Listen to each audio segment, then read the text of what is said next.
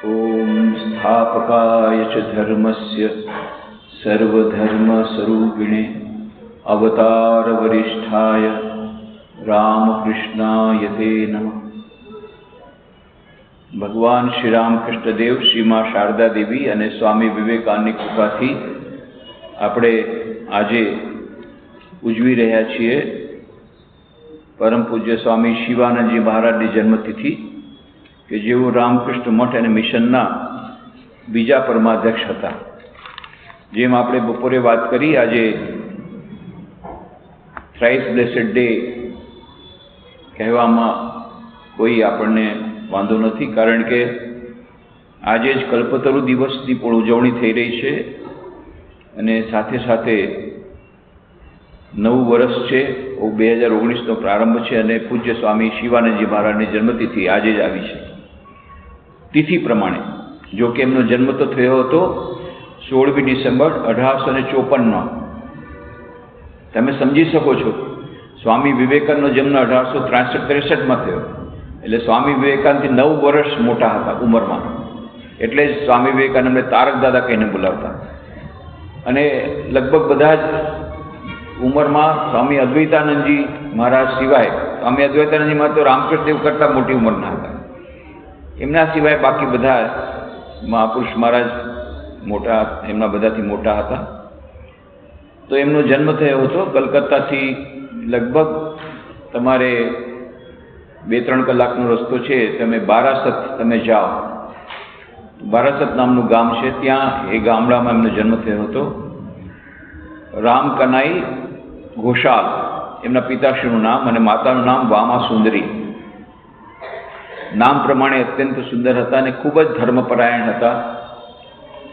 અને રામકનાઈ ઘોષાલ એ મોટા ફક્ત વકીલ હતા એટલું જ નહીં, અત્યંત પ્રતિષ્ઠિત ગૃહસ્થ, એમને બહુ નામ હતું અને સાથે સાથે તંત્ર વિદ્યામાં પણ બહુ કુશળ હતા।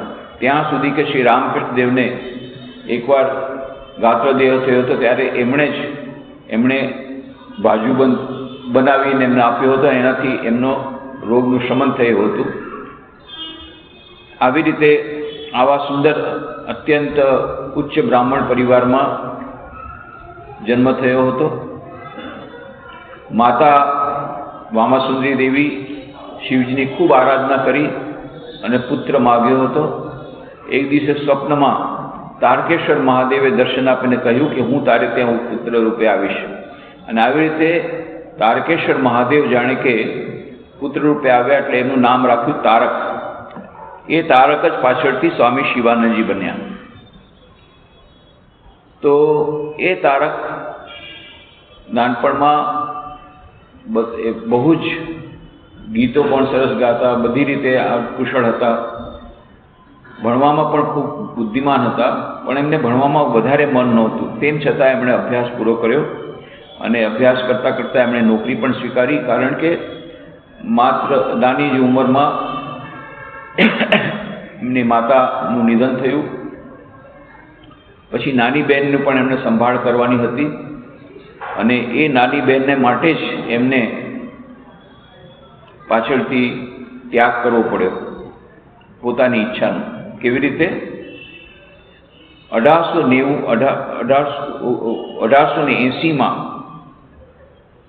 શ્રી રામકૃષ્ણ દેવ સાથે પ્રથમ મુલાકાત થઈ। આ પ્રથમ મુલાકાત જે થઈ છે એ રામચંદ્ર દત્તને ઘરે એમણે જોયા હતા અને પછી તેઓ દક્ષિણેશ્વર ગયા હતા। પણ એ પ્રથમ મુલાકાત પહેલાં જ એવો એક અવસર આવ્યો કે વામસુંદરી દેવીના ગયા પછી આર્થિક સ્થિતિ કથળી ગઈ ઘરની, અને રામકનાઈ ઘોષાલ એ પોતાની કન્યાનો વિવાહ કરાવવા માગતા હતા, અને હવે આ કન્યાને વિવાહ માટે લોકો તૈયાર તો થયા, શરત એ કે એની સામે તારકને અમારી દીકરી સાથે લગ્ન કરવા પડે। આવી વિચિત્ર માગણી હતી, એટલે આમસામાં લગ્ન હતા। અને તારકને તો કોઈ હાલતે લગ્ન કરવા નહોતા, એમને પહેલેથી જ નક્કી કર્યું હતું મારે સંન્યાસી જીવન જીવવું છે, કારણ કે એક પછી એક એમણે પોતાની બાનું મૃત્યુ જોયું, પોતાની બહેનનું મૃત્યુ જોયું, પોતાના બેનના પતિનું મૃત્યુ જોયું નાનપણમાં જ, અને પછી એમને વૈરાગ્ય આવ્યો કે આ જ જીવન છે એટલે એમને તો સંન્યાસ લેવો હતો, પણ પોતાની નાની બહેનને ખાતર એમણે પોતાની ઈચ્છાને કચડીને ન છૂટકે એ વિવાહ સ્વીકાર્યો. પણ એ વિવાહ માત્ર જ હતો. કોઈ દિવસ એમની સાથે રહ્યા નહીં તારકનાથ, અને પોતાની રીતે આધ્યાત્મિક જીવન વ્યતીત કરવા માંડ્યા. અને પછી તો 1883માં એક ભયંકર બીમારીમાં એમના પત્ની મૃત્યુ પામ્યા. એટલે પછી તો એમને એક વધારે મોકળાશ મળી ગઈ, અને પછી એમના પિતાશ્રી એમને સંન્યાસ જીવન અંગીકાર કરતા ન રોકી શક્યા. અને એક એવી વિરલ વસ્તુ છે કે જેમાં પિતાશ્રી પોતે જ પોતાના દીકરાને છૂટ આપે કે ના, તું સંન્યાસી બની જા, હું તને દિલથી તને રજા આપું છું. એટલું જ નહીં, ખૂબ આશીર્વાદ આપ્યા અને કહ્યું કે જો હું પોતે સંન્યાસી બનવા માગતો તો હું ન બની શક્યો, પણ તું બની રહ્યો છે તો હું તને ખૂબ આશીર્વાદ આપું છું કે તું આ જન્મમાં ઈશ્વરના દર્શન કરી લે. એવા આશીર્વાદ સાથે એમને રવાના કર્યો. અને આવી રીતે પછી એ તારક આવ્યા અને કાશીપુરમાં શ્રી રામકૃષ્ણદેવની સેવામાં લાગી ગયા. આપણે જે વાત કરી બપોરે કે જ્યારે શ્રી રામકૃષ્ણદેવને ગળામાં કેન્સર થયું, કાશીપુર ઉદ્યાન બાટીમાં રોપવામાં આવ્યું, ત્યારે એ તારક પણ એમાં હતા. પણ એવી વખતે શું હતું, જેટલા આ યુવકો હતા એ બધા આખી રાત જાગતા અને સેવા કરતા. એટલા માટે દિવસના ટાઈમે બપોરના ટાઈમે એ લોકો થોડા તંદ્રામાં હતા. અને એક બે જણા જે જાગતા હતા એ લોકો ત્યારે તરત તડકામાં બધી ચાદરને બધું સુકાવવાનું, તકિયાને બધું સુકાવવા માટેના પ્રયત્નો કરતા હતા. એટલે આ જ્યારે આટલી મોટી ઘટના ઘટી નીચે, એના વિશે એ લોકો એટલા બધા અવગત નહોતા. એ આશ્ચર્યની વાત છે કે જેટલા સંન્યાસી શિષ્યો, આ 16 સંન્યાસી શિષ્યો અહીંયા દેખાય છે, એમાંથી એક પણ એક ઘટના માટે હાજર નહોતું. બધા ગૃહસ્થ ભક્તો જ હતા, જાણે ગૃહસ્થ ભક્તો ઉપર કૃપા કરવા માટે જ, જાણે કે આ કલ્પતરુ દિવસ હોય એવી રીતે. તો જે કંઈ હોય. અને બીજી વાત એ છે કે સંન્યાસીઓ જેવા હતા યુવકો, એના પર તો તેઓ અલગ અલગ કૃપા કરતા જ. પણ આ દિવસે, આજના દિવસે 1 તારીખે 1886ના રોજ એવો કલ્પતરુ થયા, ખાસ કરીને એક ગૃહસ્થ ભક્તો પર કૃપા કરવા માટે. અને માત્ર એક બે નહીં, પણ એક સાથે વિરાટ ભાવે. તો એ ઘટનામાં 1886માં જે ઘટના ઘટી એમાં એમાં સ્વામી શિવાનંદજી મહારાજ હતા, તારક હતા, પણ તેમ છતાં એમાં એમણે ભાગ લીધો નહોતો. એના પછી શ્રી રામકૃષ્ણદેવની મહાસમાધિ થઈ 16 ઓગસ્ટ 1886. અને એના પછી બાબુરામ મહારાજ, સ્વામી પ્રેમાનંદજીના માતંગીની દેવીએ બધાને નિમંત્રણ આપ્યું, નરેન્દ્ર વગેરેને, કે તમે આવો. અને ત્યાં આઠપુર નામની જગ્યા છે, કલકત્તાથી લગભગ 1 કલાકમાં તમે હવે પહોંચી જાઓ. રોડ સારા થઈ ગયા, 1 કલાકમાં પહોંચી જાઓ. હું તો 1 કલાકમાં જ પહોંચી ગયો. તો એ આઠપુરમાં બહુ સરસ એમનું બહુ મોટું મકાન હતું. ત્યાં આ બધાએ પછી નરેન્દ્રનાથ જ જવાના હતા. નરેન્દ્રનાથે બાબુરામ, એમાં બીજા પણ જોડાયા, એમાં તારક પણ જોડાયા, કાલી એટલે સ્વામી અભેદાનંદ જોડાયા. આવી રીતે 6-7 એ લોકો ગુરુભાઈઓ એ બધા ગયા. અને ત્યાં જે આપણે જાણીએ છીએ કે 24મી ડિસેમ્બરના રોજ સાંજના એ લોકોએ ધૂણી ધખાવી, અને એ ધૂણીની પાસે બધા બેઠા અને ધ્યાન કરતા હતા. અને રાતના અચાનક સ્વામી વિવેકાનંદજીએ, ત્યારે તો સંન્યાસ લીધો નહોતો, નરેન્દ્રનાથે જીસસ ક્રાઇસ્ટની વાતો શરૂ કરી, કેવી રીતે જીસસ ક્રાઇસ્ટ કેટલો બધો ત્યાગ કર્યો હતો અને સેવા માટે તેને જીવન સમર્પિત કરી દીધું હતું.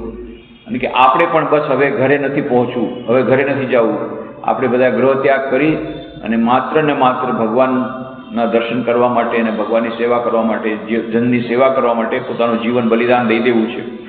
આવો શુભ સંકલ્પ પહેલી વાર બધાએ મળીને ત્યાં આઠપુરમાં કર્યો. એટલે 24મી ડિસેમ્બરે ઘણા લોકો, ભાઈ તમે આ હિન્દુ તેને ક્રિસમસ એવું શા માટે ઉજવો છો? આમાં તો ઊંધું થાય છે. પણ એનું માત્ર એ કારણ નથી કે શ્રી રામકૃષ્ણદેવ સર્વધર્મ સમન્વયકારી હતા.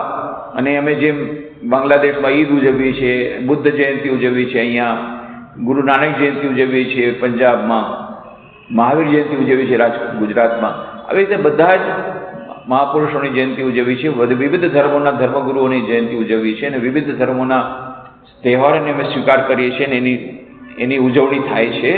એ સર્વધર્મ સમન્વય શ્રી રામકૃષ્ણ ફક્ત એટલા માટે નહીં, પણ 24મી ડિસેમ્બરના રોજ આ બધાએ એક શુભ સંકલ્પ લીધો હતો, એક ઐતિહાસિક એક ઘટના છે રામકૃષ્ણ સંઘ માટે. તે દિવસે જાણે કે રામકૃષ્ણ સંઘનો પ્રારંભ થયો.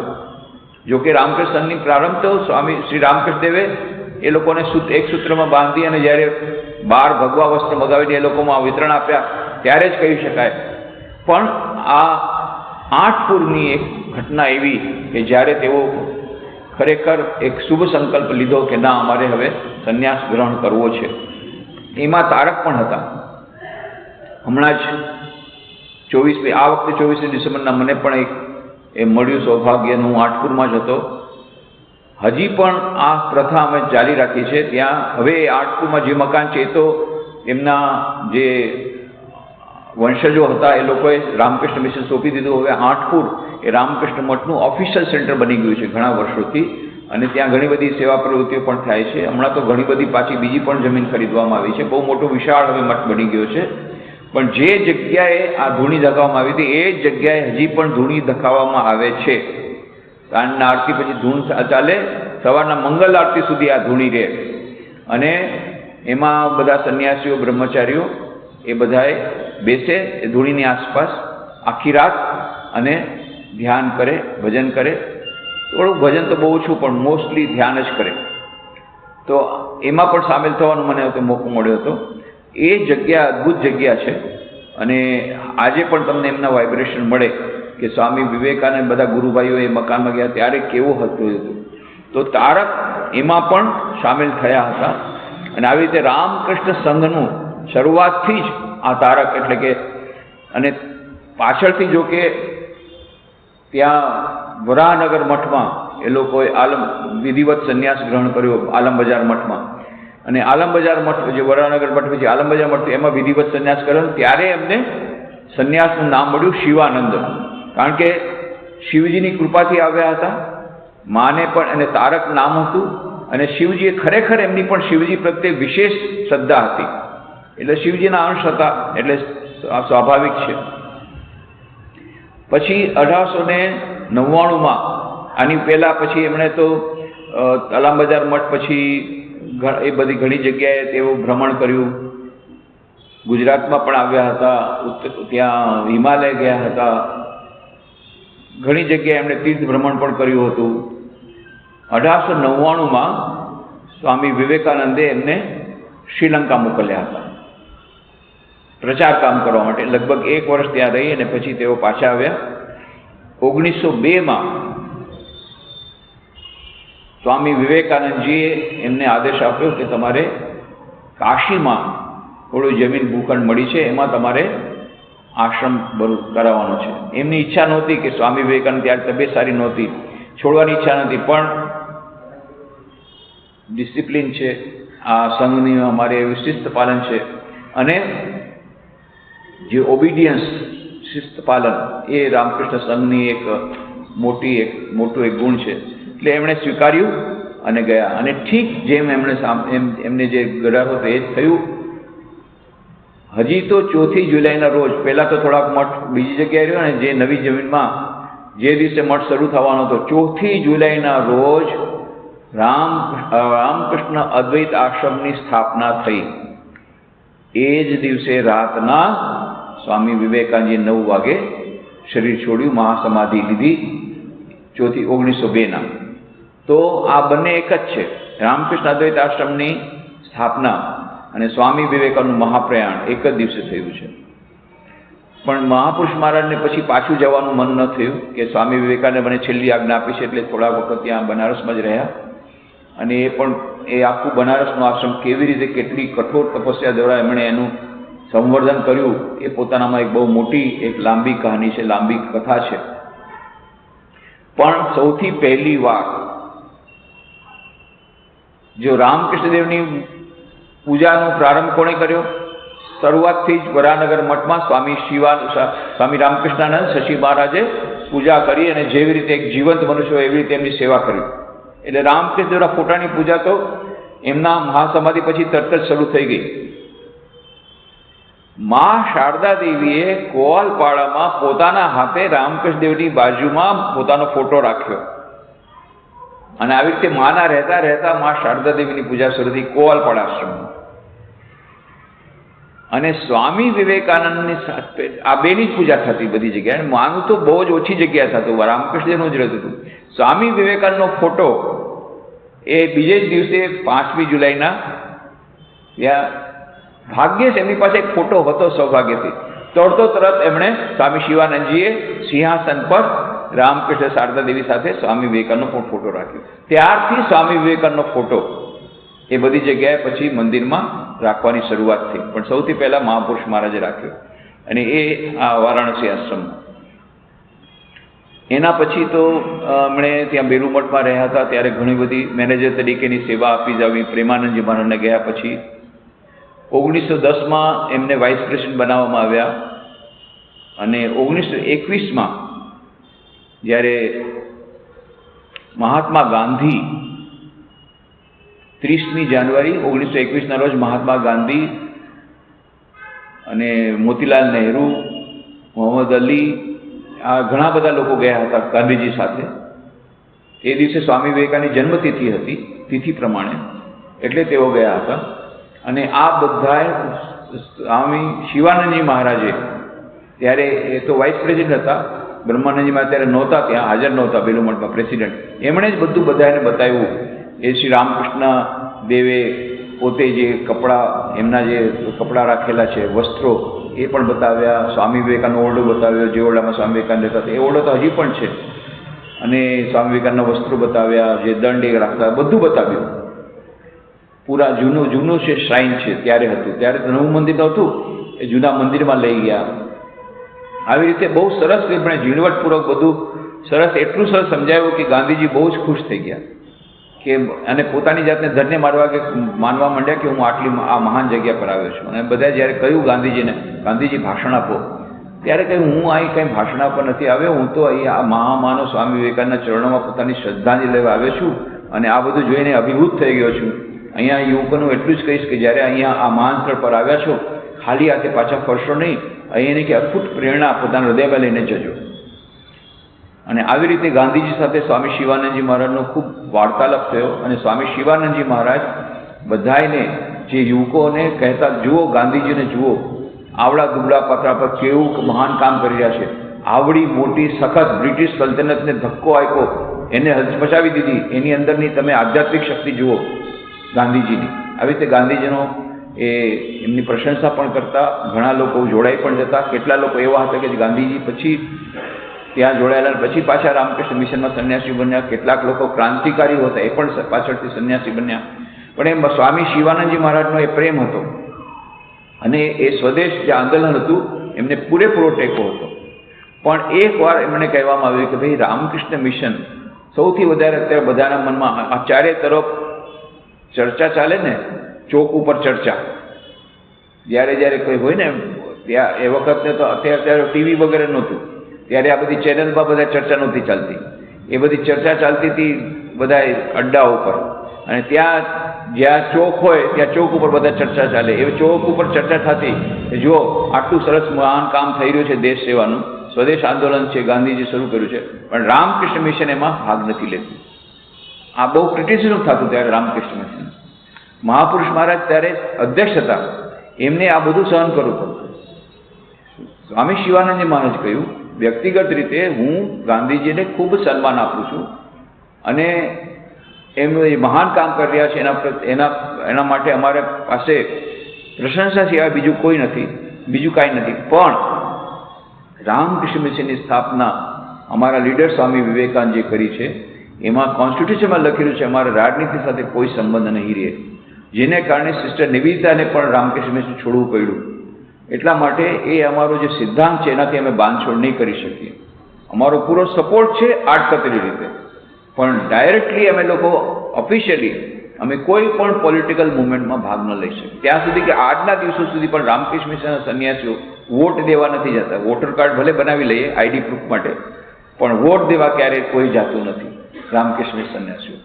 તો આ સ્વામી શિવાનંદજી મહારાજને તે વખતે કેટલી બધી ટીકા સહન કરવી પડી, પણ એમણે બધું એટલા સ્થિર હૃદય મગજના બધું એમણે સહન કર્યું, પણ એમણે કોઈ કોમ્પ્રોમાઇઝ નહીં કર્યું, સિદ્ધાંતો સાથે બાંધછોડ ન કરી. એના પછી તો બીજી પણ ઘણી બધી એવી ઘટનાઓ ઘટી જેમાં એમ લાગતું હતું કે જાણે રામકૃષ્ણ સંઘ બંધ જ થઈ જશે. ત્યારે પણ સ્વામી શિવાનંદજી મહારાજ અચળ રહ્યા. જુઓ, આ સંઘ રામકૃષ્ણ દેવનો છે, એ જ આની રક્ષા કરશે. પણ વચમાં રામકૃષ્ણ દેવ ધક્કો આપે આપણી શ્રદ્ધાને દ્રઢ કરવા માટે, નહીં તો આપણે જરા વધારે બેદરકાર બની જઈએ એટલા માટે. અને ખરેખર એમ જ થયું. એ બહુ મોટો ધક્કો આવ્યો હતો, એમાંથી પણ રામકૃષ્ણ સંઘ પાર પડી ગયો. બે મોટા ધક્કા આવ્યા હતા વચમાં, એમાંથી પણ એ પાર પડી ગયું. એમની કુશળતા, એમની પ્રાર્થના, એમની શરણાગત વત્સલતા, એમની શરણાગતિ રામકૃષ્ણ દેવ પ્રત્યેની એમની જે ભક્તિ, એને કારણે આ બધામાંથી પાર પડ્યું. 1922માં જ્યારે બ્રહ્માનંદજી મહારાજનું મહાસમાધિ થઈ ત્યારે એમને પ્રેસિડેન્ટ બનાવવામાં આવ્યા, અધ્યક્ષ બનાવવામાં આવ્યા. એમની અધ્યક્ષતામાં પણ ઘણા બધા કાર્યો થયા રામકૃષ્ણ મઠ મિશનના. સૌથી મોટું જે કાર્ય હોય તો એ છે 1926માં એ કન્વેન્શન થયું. આખા દેશ વિદેશથી બધા સંન્યાસીઓને બોલાવવામાં આવ્યા અને ભક્તોને પણ બોલાવવામાં આવ્યા. અને આ મોટું એક કન્વેન્શન થયું 1926. અને આ બધું મહાસંમેલન થયું. એમાં ઘણી બધી વાતોનું એની ચર્ચા કરવામાં આવી. કારણ કે સ્વામી શારદાનંદજી મહારાજને લાગતું હતું કે હવે મારું શરીર ન રહે, અને પોતે જનરલ સેક્રેટરી હતા, એટલે પાછળથી કંઈક બધું બરાબર ચાલતું રહે, એટલે નવી જે લીડરશિપ તૈયાર કરવાની હતી. અને શિવાનંદજી મહારાજનું પણ શરીર બરાબર રહેતું નથી, એટલે નવી લીડરશિપ તૈયાર કરવી પડે. એના માટે અને ભક્તોને પણ બધા તૈયાર કરવાના હતા. એટલે આ મહાસંમેલન બહુ મહત્વનું મહાસંમેલન હતું. અને બહુ દૂરંદૃષ્ટિ એમને વાપરવામાં આવી હતી, અને બહુ સરસથી એ મહાસંમેલન થયું. 1933માં એમને પેરાલિસિસનો અટેક આવ્યો. એના પછી તમે એમનું જીવન ચરિત્ર વાંચો તો ખબર પડે કેટલી એમની દેહાતીત અવસ્થા. કોઈ પણ આવીને પૂછે, મહારાજ કેમ છો? આનંદમાં છું. પણ મેં સાંભળ્યું કે તમને તો તબિયત ખરાબ છે અને તમને તો પેરાલિસિસનો અટેક આવ્યો છે. ઓ, શરીરની વાત કરો છો? અરે, શરીર બહુ ખરાબ છે, પણ હું મજામાં છું, હું આનંદમાં છું. એ દેહાતીત અવસ્થા કોને કહેવાય? એ સ્વામી શિવાનંદજી મહારાજના જીવનને તમે વાંચો તો એ ખબર પડે.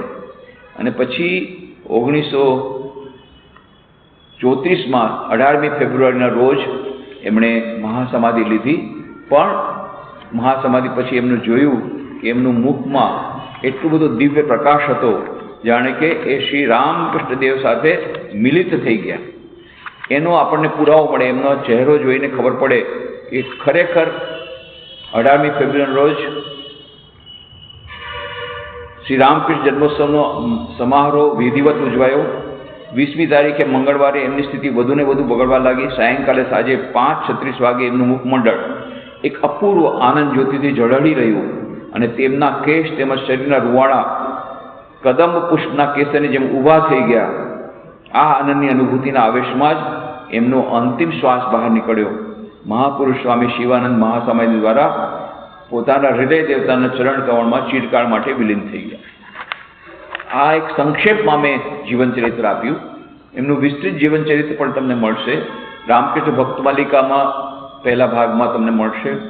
પછી ગોડ લિવ્ડ વિથ ધેમ, સ્વામી ચિત્તાનંદજીનું પુસ્તક છે, અંગ્રેજીમાં મળશે.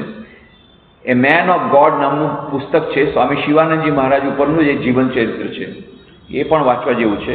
અને એમના ઉપદેશોનો બહુ સુંદર સંગ્રહ, એમના પત્રોનો સંગ્રહ છે, મહાપુરુષ પત્રાવલી, બંગાળીમાં છે. એ હજી અનુવાદ નથી થયો ગુજરાતીમાં.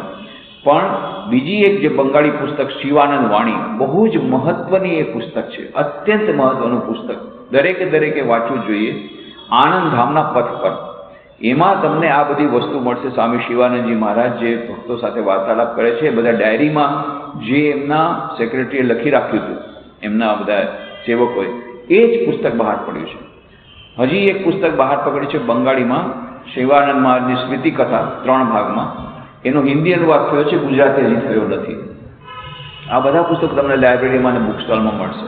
તે આનંદધામના પદ પર એમને સ્વામી શિવાનંદજીના ઉપદેશો, મોટા ભાગના ઉપદેશો ખૂબ જ સરળ ભાષામાં, મંત્ર જાપ કરવાને ઉપર બહુ ધ્યાન દેતા કે મંત્ર જાપ કરો, મંત્ર જાપ કરો, મંત્ર જાપ અને પ્રાર્થના, મંત્ર જાપ અને પ્રાર્થના. આંતરિકતાથી પ્રાર્થના કરવાથી ભગવાન જરૂર સાંભળશે. એક જ વાત એમની રહેતી હતી, કોઈ સમસ્યા લઈને જાય તેમની પાસે આ એક જ સમાધાન રહેતું, પ્રાર્થના કરો, પ્રાર્થના કરો. તે તમને બધું આનંદધામના પથ પર પુસ્તકમાં બહુ સરસ રીતે મળી જશે. એ તો આ બધા પુસ્તકો વાંચવાથી ડિટેલ્સ બધી મળશે. આપણે તો અત્યંત ટૂંકમાં વાત કરી. મહાપુરુષ મહારાજને મેં જોયા નથી. હું તો ત્યારે જન્મ નહોતો થયો મારો. 1934માં એમની મહાસમાધિ થઈ. પણ ભગવાન શ્રી રામકૃષ્ણદેવની કૃપાથી એમના શિષ્ય સ્વામી કૈલાશાનંદજી મહારાજ, એમની સેવા કરવાનો લાભ મળ્યો. ઓફિશિયલ સેવક હતો હું એમનો 1 વર્ષ માટે. ત્યારે મેં જોયું કે જો કૈલાશાનંદજી મહારાજના ચહેરા ઉપર આટલું બધું તેજ હોય, ખાસ કરીને તેઓ બહુ જાપક હતા, આખો દિવસ જપ કરતા, દિવસ રાત જપ કરતા.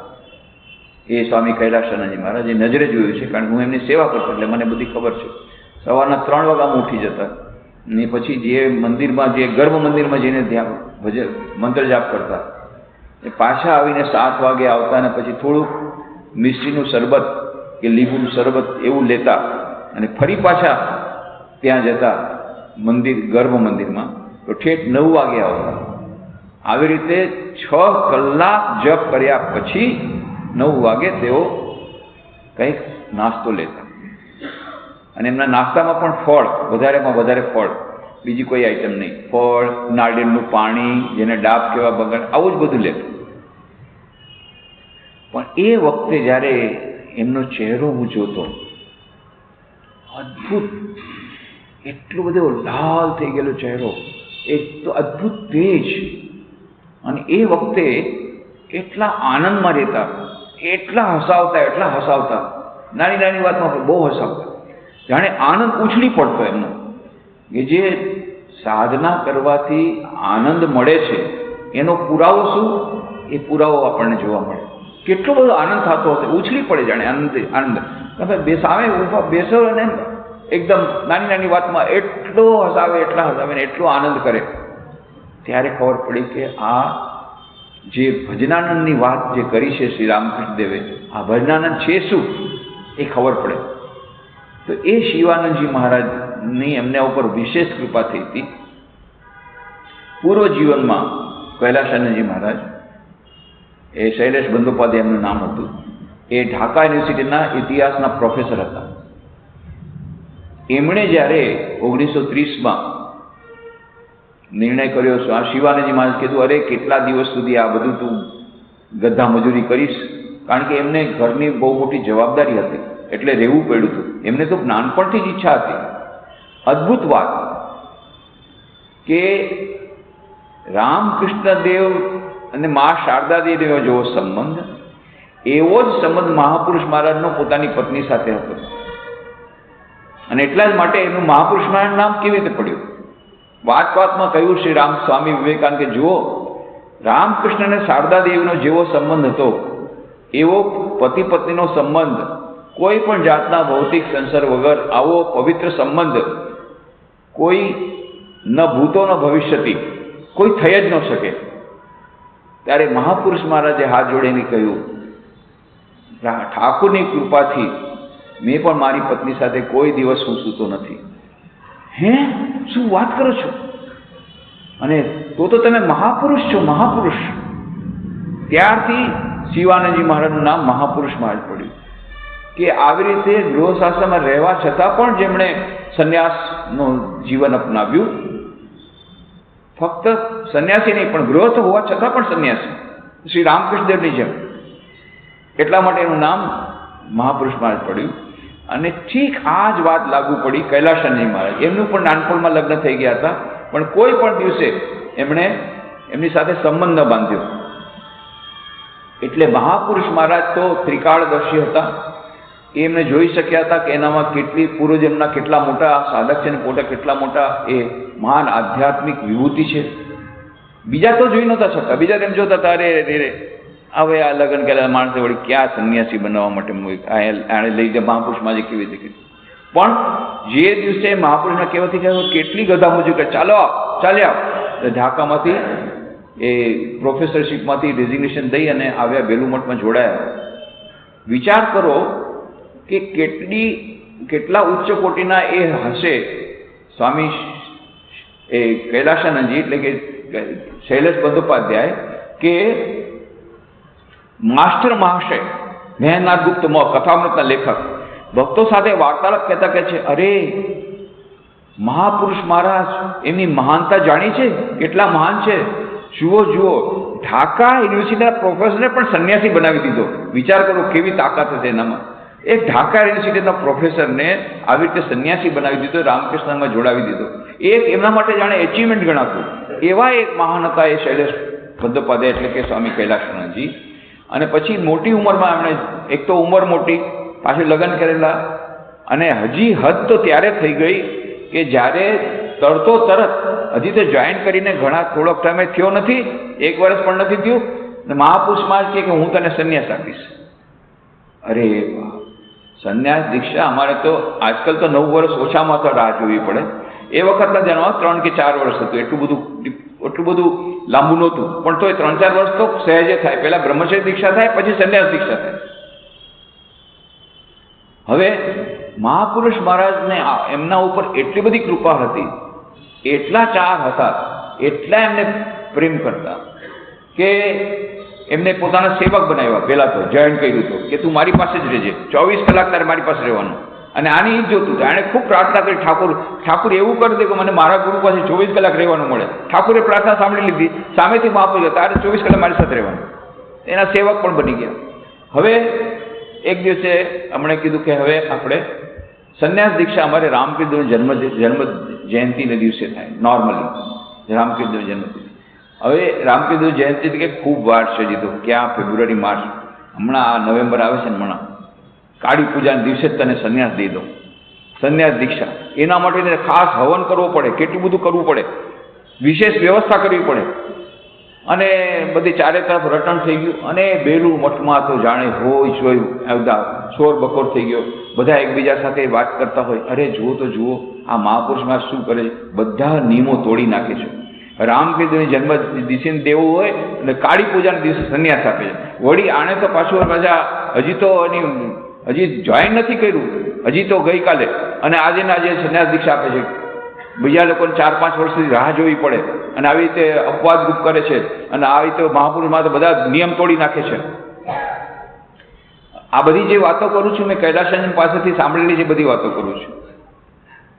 કૈલાસાનંદજી મહારાજ એકવાર હાથ ધોતા હતા જમીને, ત્યાં એમણે જોયું બધા સ્વામીજીઓ આવી રીતે બ્રહ્મચારી એકબીજા સાથે આવી સ્વામીજીઓ વાત કરે છે, જો મહાપુરુષ. હવે એ મહાપુરુષ મહારાજની ઉપર એમની એટલી બધી ભક્તિ હતી. ગુરુ ભક્તિ કોને કહેવાય, જો જોવું હોય કોને કહી શકાય ગુરુ ભક્તિ કેટલી હદ સુધી થઈ શકે, તો કૈલાસાનંદજી મહારાજનું જીવન જોવાનું. અદ્ભુત ગુરુ ભક્તિ. એમણે પોતે મને કીધું છે કે આ જે શરીરમાં દરેક રોમમાં મહાપુરુષ મહારાજ છે. મારા શરીરના દરેક રોમમાં મહાપુરુષ મહારાજ છે. રાત દિવસ 1 પણ મિનિટ એમ નથી જાય મહાપુરુષ મહારાજનું નામ ન લીધું હોય. મહાપુરુષ મહારાજ, મહાપુરુષ મહારાજ, મહાપુરુષ મહારાજ. એટલી બધી એમની ગુરુ ભક્તિ. એટલે એમને એટલું બધું દુઃખ થયું, મારા ગુરુને મારા કારણે આટલું બધું આ લોકો કહે છે, એની ટીકા કરે છે.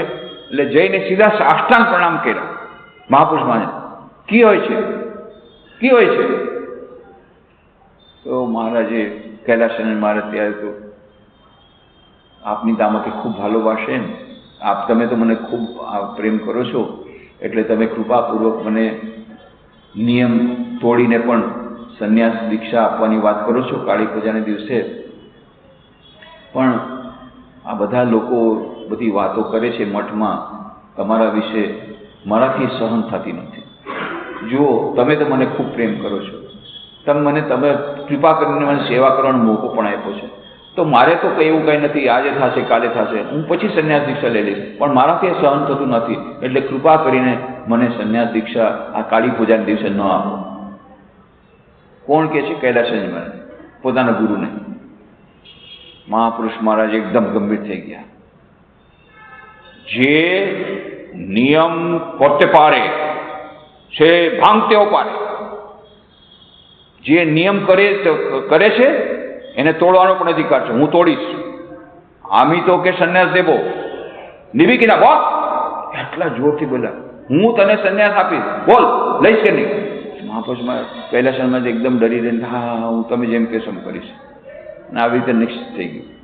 હવે મહાપુરુષ મહારાજ જમી રહ્યા છે અને આ સેવક સંન્યાસની પહેલાના દિવસો, સંન્યાસને 2 દિવસ પહેલા, સંન્યાસ જે અમારો નવો નિયમ ક્યારે નામકરણ ક્યારે થાય? સંન્યાસ દીક્ષા થઈ જાય એના પછી નવું નામ આપવામાં આવે. કોણ આપે? ગુરુ આપે. હવે મહાપુરુષમાં જમી રહ્યા છે અને કૈલાસમાં એમને જમવાનું આપી રહ્યા છે. જમતા જમતા કહે છે, তোর તો કાલ કે સંન્યાસ હવે ના? ખૂબ ભાલો, ખૂબ ભાલો. એટલા ભોળા ભટ્ટા હતા શિવજી જેવા. કાલે તારી સંન્યાસ દીક્ષા થશે ને? બહુ સરસ, બહુ સરસ. અચ્છા, તો કે કી નામ દેવું બોલતો? એને જ પૂછે છે, તને હું શું નામ આપું? અરે નામ તો સને ગુરુ દેવાનું હોય. એને જ પૂછે છે, અચ્છા તો કે કી નામ દેવું બોલતો? તને શું નામ આપું બોલતો? આ બિચારા શું બોલે કે નામ દેવાનું. પછી અચ્છા, અમારું નામ શિવાનંદ, তুই তো আমার মাথার মণি, তাহলে তুই কৈলাসানন্দ? হ্যাঁ, কৈলাস তো সব থেকে বড় থাকে, শিবের শিবের থাকে, শিবের কৈলাস আছে শিব, હા કૈલાસાનંદ.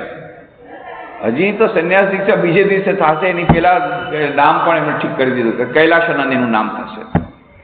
આટલો બધો પ્રેમ કરતો. અને એ કૈલાસાનંદજી મહારાજની જે ગુરુ ભક્તિ સ્વામી શિવાનંદ હતી.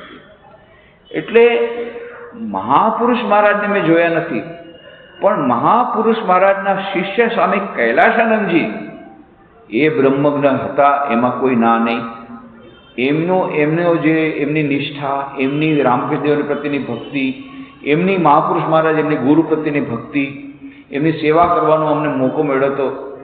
એટલે હું કહી શકું કે કૈલાસાનંદ મહારાજ જો આટલા મહાન જે મેં જોયા છે, તો મહાપુરુષ મહારાજ તો કેટલા એમના કરતા આગળ છે, કેટલા મોટા બ્રહ્મ. એવું થયું કે મારે સેવક તરીકે એમાં રહેવાનું થયું અને પછી તરત એમને પેટમાં કેન્સર થયું, એટલે મેજર ઓપરેશન થયું. સેવા પ્રત્યેનું હોસ્પિટલમાં એમને લઈ ગયા.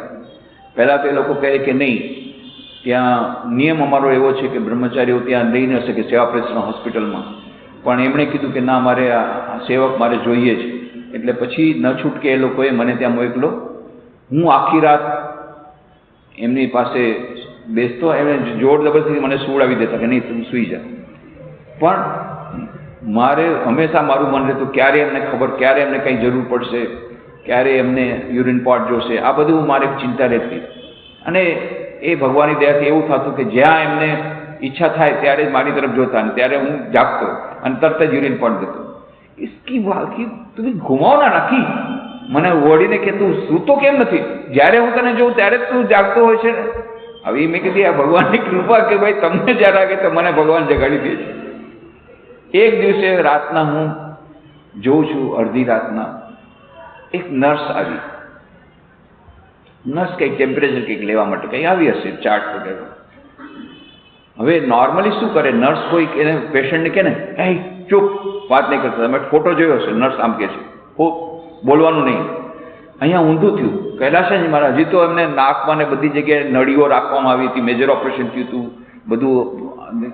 એમ પોતે પણ કહેતા હતા હસતા હસતા, ડૉક્ટર આ બધા ઘરેણા ક્યારે કાઢશો? ઘરેણા કહેતા પોતાને, આ બધું અહીંયા નાખેલું, અહીંયા રાખેલું, અહીંયા ડ્રીપ નાખી, કે આ બધા ઘરેણા ક્યારે કાઢશો? ભલે ને સારા લાગે છે ડૉક્ટર, કે સારા લાગે, ભલે થોડાક દિવસ રહ્યો. એવી રીતે આ મજાક કરતા ડૉક્ટર સાહેબ. નર્સ જ્યારે આવે છે કૈલાસાનંદમાં છે, ડોન્ટ ટોક, ગુરુ મહારાજ દેર સ્ટેન્ડિંગ, ગુરુ મહારાજ સ્ટેન્ડિંગ.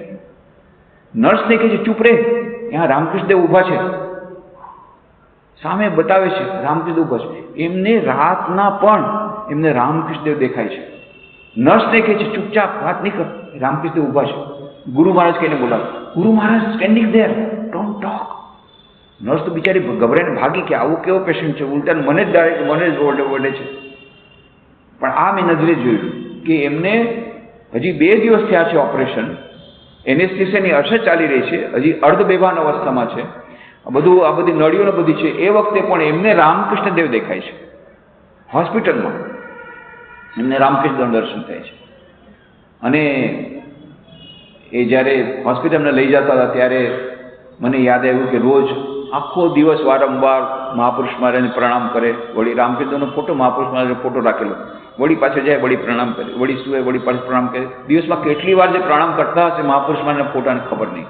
આ મને ખબર હતી. એટલે જ્યાં હજી અડધી કલાકમાં જ અમારે નક્કી થયું હતું કે એમને હોસ્પિટલમાં દાખલ કરવા પડશે. અડધી જ કલાક અમને મળી હતી તૈયારી કરવાનું. તેમ છતાં આટલી તૈયારીમાં પણ મેં આ મહાપુરુષ મહારાજનો ફોટો સાથે લઈ લીધો અને ત્યાં જઈને કેબિનમાં જ્યારે એમને દાખલ કર્યા, કેબિનમાં એક નાનકડું એક ગોખલા જેવું હતું, ત્યાં એ મહાપુરુષનો ફોટો રાખી લીધો. અને પછી મહાપુરુષમાં લઈ ગયું. મહાપુરુષમાં કીધું, મેં કીધું મહારાજ દેખુન મહાપુરુષમાં જ એસે ગેছেন આપના સંગે. મેં કીધું જો મહાપુરુષમાં તમારી સાથે આવ્યા છે, જો બતાવ્યું. হ্যাঁ তুমি এনেছো, ভালো করেছো, ওই তো ইস্ট বেঙ্গলના હતા ને, ভালো করেছো ভালো করেছো, વારંવાર કીધું ભાલો કરેશો ભાલો કરેશો, ખૂબ સારું કર્યું ખૂબ સારું કર્યું. એક નાનકડી મેં સેવાનું કામ કર્યું, એટલા ખુશ થઈ ગયા, બહુ સરસ કર્યું બહુ કર્યું, મહાપુરુષ મને લઈ આવ્યો તું, બહુ સારું કર્યું. એટલું બધું એમનું જોડાણ કે આ પ્રત્યેક રગે રગમાં મહાપુરુષ મહારાજ છે પોતે જ એમણે કીધું હતું. એકવાર બે મહાપુરુષ મહારાજ એમની એટલી ભક્તિ. વિચાર કરો, મહાપુરુષ મહારાજના જે શિષ્ય એ કૈલાશાનંદજી, અને એમનું પણ એવું જીવન, એમને પણ નાનપણ લગ્ન કર્યા પણ કોઈ દિવસ એમનો સંબંધ બાંધ્યો નહોતો. અને આવી રીતે મહાપુરુષ મહારાજ જેમ એ પણ મહાપુરુષ જ હતા, એ પણ મહાપુરુષ જ હતા. પણ આખું જીવન એ ધારત તો એ તો મહાન મોટા ઇતિહાસના મોટા લેક્ચરર હતા, પણ એમણે આખું જીવન કોઈ જાતના આડંબર વગર બનાવ્યું. 25 વર્ષ સુધી તે મદ્રાસ મઠના પ્રેસિડેન્ટ રહ્યા, ત્યારે જ એમની સાથે પહેલી મારી મુલાકાત હતી. પણ આડંબરહીન જીવન, આખું જીવન એમણે જપ કરતા કરતા, ગુરુના કહેવા પ્રમાણે મંત્ર જાપ કરતા કરતા વિતાવી દીધું. અને એમ કહેવાય છે ષટચક્ર ભેદન એમને કર્યું. એ ટેકનિકલ ભાષા તો હું સમજતો નથી, પણ મંત્ર જાપ કરવાનો જે કેટલો આનંદ આવી શકે માણસને, એ મંત્ર જપ કોણ કેટલું કરી શકે એ પણ જોયું. આખો દિવસ મંત્ર કોઈ જપ કરી શકે અને એ જપ કરીને અંદરમાંથી કેટલો આનંદ આવે, એ આનંદ એમનો જોયો, એ પણ જોયો. મહાપુરુષ મહારાજને તો જોયા નથી, પણ મહાપુરુષ મહારાજને ડિસાઇપલ સ્વામી શિવાનંદ, સ્વામી કૈલાશાનંદજી, એ પણ અદ્ભુત એમનું જીવન હતું. તો મહાપુરુષ મહારાજનું કેટલું બધું જીવન અદ્ભુત હશે એની તો કલ્પના કરવી રહી. એટલે આપણે મહાપુરુષ મહારાજનું આ તો ટૂંકમાં મેં કહ્યું છે. એક વાત કરીને હું મારી વાત પૂરી કરીશ, જે કૈલાશાનંદજી મહારાજે મને કીધી હતી. 1926માં જ્યારે મહાસંમેલન થયું, કન્વેન્શન, ત્યારે મહાપુરુષ મહારાજની તબિયત એટલી સારી નહોતી, પણ તેમ છતાં એ ત્યાં મહાસંમેલનમાં આવ્યા હતા. હવે ત્યારે પ્રેસિડેન્શિયલ સ્પીચ આપી રહ્યા હતા. એટલે પ્રેસિડેન્શિયલ સ્પીચ સાંભળીને મહાપુરુષ મહારાજ એટલા ખુશ થઈ ગયા અને તાળી દેવા માંડી ગયા, ખૂબ ભાલો ખૂબ ભાલો ખૂબ ભાલો. પીછે બીજા જે સ્વામીજી હતા, અરે મહારાજ આ તમારી સ્પીચ છે અને તમે તાળી પાડો છો. મહાપુરુષ મહારાજ પોતાની એની સ્પીચ છે, પ્રેસિડેન્શિયલ સ્પીચ છે, પોતે પ્રેસિડેન્ટ છે, એની સ્પીચ સંભળાવવામાં આવે છે અને પોતે તાળી પાડ્યા છે, બહુ ભાલો ખૂબ ભાલો ખૂબ ભાલો. કેટલા બાળક જેવા હતા, ભોળાભળ. પછી જ્યારે બીજા કીધું, મહારાજ આ તો બધા સાંભળી રહ્યા હતા, અરે આત્મા તમે પોતાની સ્પીચમાં તમે પોતે તાળી પાડો છો. તો પાછી બધાને સંભળાવી રીતે કહીને, આમી કી જાને બાપુ, દિનેશ લીખે છે, આ બસંત ફળ છે, આમી તાળી દીધી. દિનેશ એટલે કે સ્વામી નિખિલાનંદજી, જેઓ ન્યુયોર્ક સેન્ટરના હેડ હતા, એમણે સ્પીચ લખી હતી. અને વસંત એટલે સ્વામી પરમાનંદ, એ સેન ફ્રાન્સિસ્કો સેન્ટરના હેડ હતા, એ અમદાવાદથી અમેરિકાથી પાછા આવ્યા હતા. એ વાંચતા હતા કે ભાઈ આમી કે હું શું જાણું ભાઈ. દિનેશ એટલે સ્વામી નિખિલાનંદે લખ્યું, હવે પરમાનંદ વાંચીને સંભળાવે છે, હું તાળી આપું છું. પણ એ પ્રેસિડેન્શિયલ સ્પીચ છે. સ્વામી શિવાનંદજી મહારાજની સ્પીચ સંભળાવવામાં આવી છે અને સ્વામી શિવાનંદજી પોતે તાળી પાડે છે. આટલા ભોળાભટ હતા.